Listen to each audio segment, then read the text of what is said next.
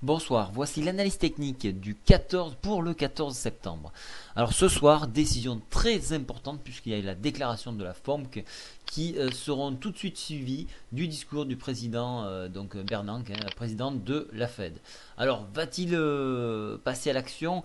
Alors comme je le laissais entendre hier, je doute qu'il passe vraiment à l'action puisqu'il arrive en fin de mandat et laisser à son successeur probable un tel fardeau risque d'être délicat.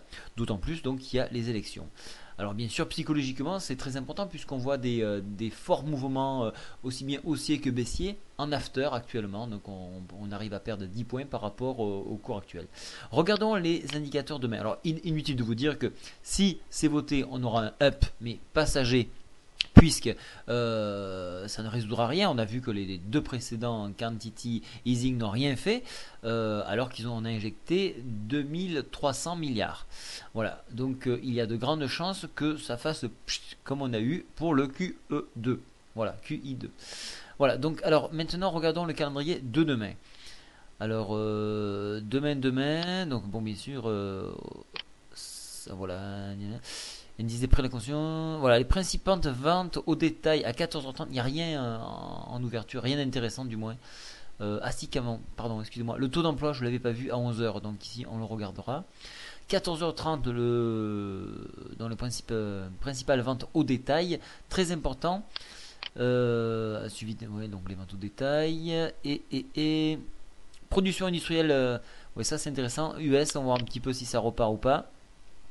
Et j'aime bien les prévisions de l'inflation au Michigan, ça c'est important.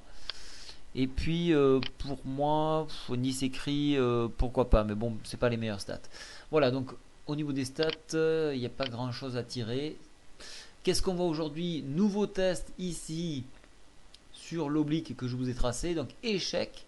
Échec, ce qui entraîne un retour, donc comme je le pensais, donc sur le support ici à 3512, puis un test MM7 avec en ligne de mire donc pour demain l'oblique ici dans l'éventualité bien sûr où c'est négatif et l'enfoncement de la fourchette. Alors un enfoncement de la fourchette, attention, ça peut être très très dangereux, ça peut nous mener à 3460 dans un premier temps. Et ce qui peut être problématique puisque dans les petites unités, donc je l'ai montré pour ceux qui ont suivi le live, on a un double top en formation, pas validé mais en formation. En cas de validation du quantity easing, donc euphorie bien sûr, hein, rebond, on ira rechercher la MM7, hein, 3507, la résistance et nouveau test 3542, à mon avis un excellent point short. Au maximum de la hausse, on peut chercher 3587, un double top géant qui pourrait avoir lieu sur ces points-là. Un départ de double top géant. Voilà, ça c'est pour mes points hauts. Moi personnellement, alors j'ai retiré un petit peu des billes à la baisse, mais je suis fortement investi à la baisse puisque je ne crois absolument pas à un bon dénouement de l'affaire, d'autant plus que la Grèce va apparemment négocier un report de 2 ans et avoir son prêt sans contrepartie, donc c'est quand même fabuleux. Au niveau des indicateurs, la MACD tend à repasser vers le bas.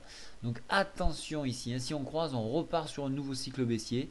Donc faites très attention. Le stochastique, lui, passe légèrement sous sa zone de surachat. Je vais le placer en gris. Donc on a quand même une belle marge baissière, donc on risque d'en profiter, d'autant plus que la moyenne a rattrapé le cours, donc attention pour avoir un croisement, donc neutre, ici perte de vitesse, donc attention demain, c'est le grand saut, enfin plutôt ce soir 20h30 pour ceux qui jouent overnight. Voilà, pour moi la tendance moyen terme sera bien sûr baissière, mais demain le grand mystère. Voilà, bonne soirée à tous, au revoir.